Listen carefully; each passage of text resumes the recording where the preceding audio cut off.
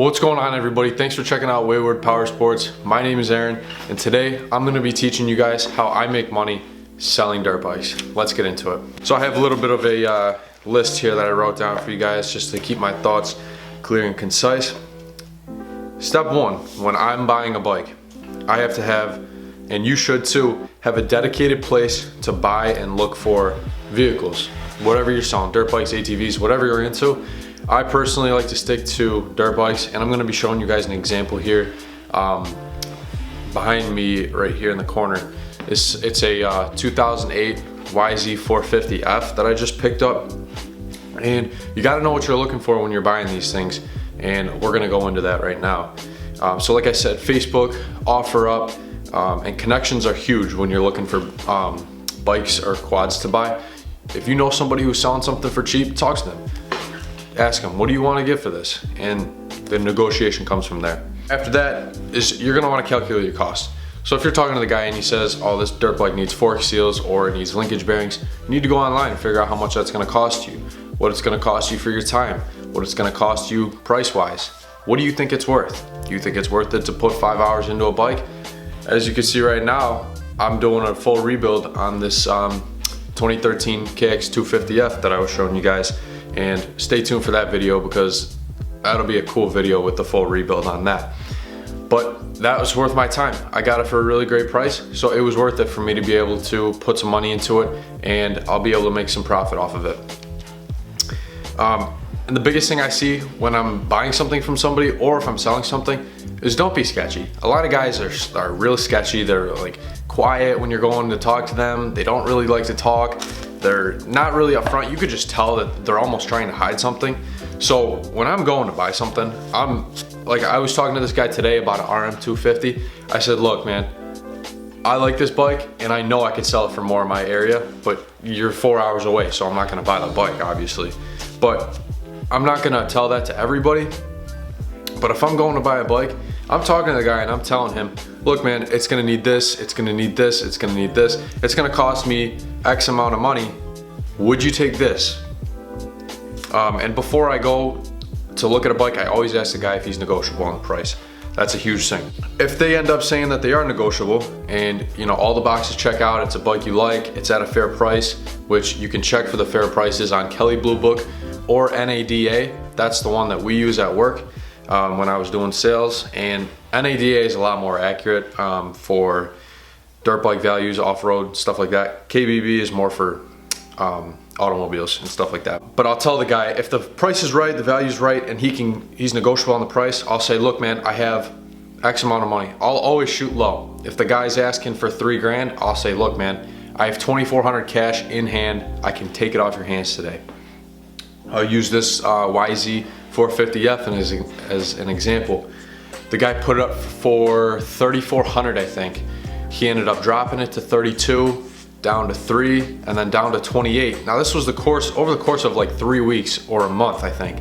And I came to the guy, I was like, look, man, it's been up for a while. You still want to negotiate on the price? He's like, I think 28 is pretty fair.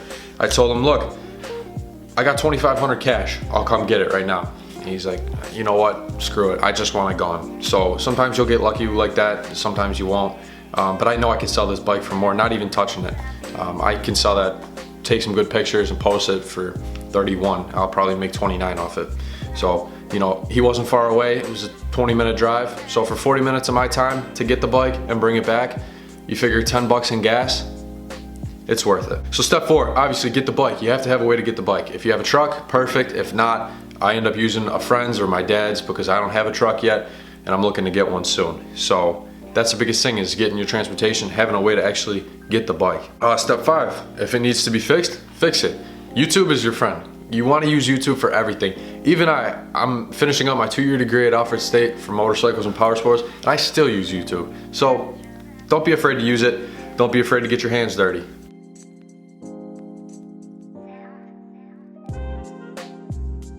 Step 6 is going to be to post the vehicle. Now you want to take good pictures. I have a DSLR camera that I've had for a while, which I just started using for the YouTube. So if you guys like the camera quality, please let me know. you could take great pictures with a camera, just a regular iPhone, whatever you got, smartphone, iPhone, Android, whatever you got. You could take great pictures. The biggest thing is it can't be dirty in the background. You have to have a clean background. Now our garage is a little bit messy. We've got some stuff all over the place. So I'll take the bike outside on the sidewalk, throw it up on the stand, and I'll take some awesome pictures. I'll take some close-ups of, grips, handlebars, whatever it may be. Take some detailed shots, take some, I take probably 8 shots going all the way around the bike. So I'll take front, side, back, and so forth. And that's gonna be your ticket to selling the bike. You wanna have that money picture that you put in the post that people are gonna see and they're gonna love, and it's really gonna captivate them, and that's what's gonna set you apart from other people who are just trying to sell bikes that don't care. They post it up with a dirty background, they just wanna sell it, they just wanna get rid of it, and those are the people you wanna find when you're actually buying a bike. My 7th and last tip for you guys for making money selling dirt bikes or ATVs is negotiate. Don't be a hardball. Don't post it up, I want 3,500 firm. If I see that on a Facebook post, I'm not even gonna talk to the guy because he's not worth my time. It's not worth trying to negotiate. I'm not gonna get a deal from him. He's not gonna get the sale. So for me, I always post it up. I bought this YFZ 450, YZ450F. I bought it for 20, I bought it for 25. I'm gonna post it up for 31. I'll take 29. I'm always negotiable and I'm never sketchy with people. If people ask me, oh, is this what you do? Is this what you do? Flip dirt bikes? Yes, I do flip dirt bikes and that's what I'm doing. So don't be sketchy, negotiate with the people, be cool. And that's really, those 7 tips, 8 tips, that's really gonna be your ticket to selling dirt bikes, selling ATVs. That's gonna be your ticket to fame and making money. It's not huge profit, it's not huge money, but the more you do it, the better you're gonna get, the quicker you can do it, the more vehicles you can turn over, and it's gonna end up yielding a lot more profit than it would be if you didn't follow these tips. So I'll show you guys some pictures if I didn't put them in the video already. All right guys, so this is gonna be a quick jump cut. I'm not sure where this is gonna go in the video, but I'm gonna show you guys real quick around the bike. This 2008 YZ450F that I bought. Now when you're going to look for a bike, the biggest things you're gonna wanna check for, obviously, does the engine run? Now 4-stroke versus 2-stroke is a whole debate that we can get into in a later video. I typically like to stick with 2-strokes, but 4-strokes are just as fine. So does it run? How many hours are on the bike? If you don't know, you want to really be careful when you're buying it. Make sure it doesn't sound loose in the top end. You want to listen to the valves, and I can show you guys what a loose valve ticker sounds like. And you can really hear it tick when it's bad. Usually it'll just need to be adjusted. I would stay away from 4-strokes that just need a valve adjustment, because it's never just a valve adjustment. Most of the time it's going to need new valves or shims or buckets, and you're not going to want to put a lot of time into it if you're just getting started. So just make sure the motor runs. Second thing is you're going to want to check for wheel bearing play. As you can see, this isn't too bad, but I have it up on the stand, so you want to check it on the ground. Next is fork seals. Do the fork seals leak? That's another one. These ones are good, but you can definitely tell. Next is, what's the condition of the plastics? How does it look? Does it need new plastics? Can they be freshened up? All that kind of stuff. Same thing here with the rear suspension. Does the rear suspension leak? Is it bad? Does it need a rebuild? Same thing with the rear wheel. Does it need wheel bearings? Now I was able to talk this guy down a little bit because it does need to change sprockets. You can tell right here, right on that sprocket, it's gonna get really sharp if it'll focus.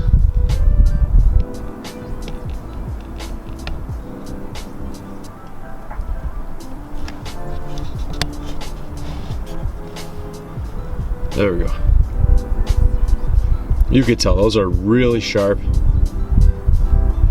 and it's rusted out. A little bit rusted. Chain too. Chain's not in the best condition. So when I put this bike up for sale, I'm gonna say this bike needs to change sprockets, without a doubt. Again, not being sketchy.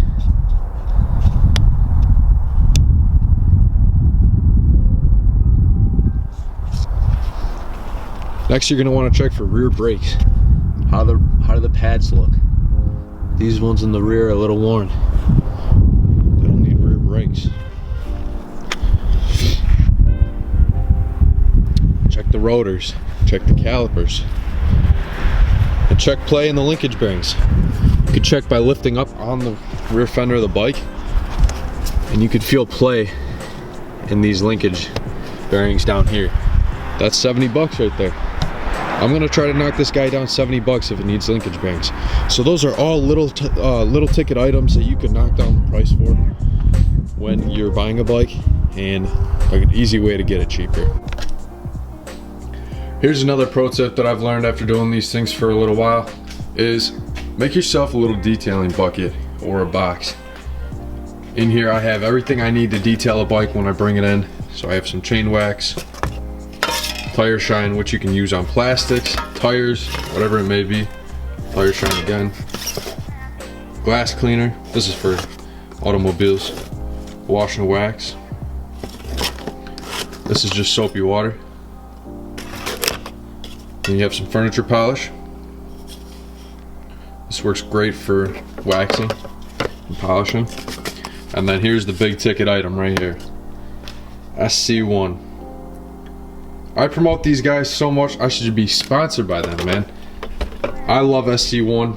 I use it on all my bikes. It cleans them out real great, and it makes me a lot of extra money just because it's clean, it's clear. You guys should really give SC1 a try. But a detailing bucket is huge. And if it needs a lot of cleaning, I'll take it over the parts washer. I'll clean it up, spruce it up a little bit, and that's a huge thing. Is a clean bike is gonna sell a lot easier than a dirty bike. If you guys like this video, be sure to give it a thumbs up and subscribe to my channel so you don't miss another video. This KX250F rebuild that I'm doing is gonna turn out awesome. I'm gonna take some sweet shots with this camera. I'm gonna do the full rebuild process so you guys are gonna be able to check it out. You know, make sure you're here to check it out. So subscribe, and I appreciate you guys checking out the video. Thanks.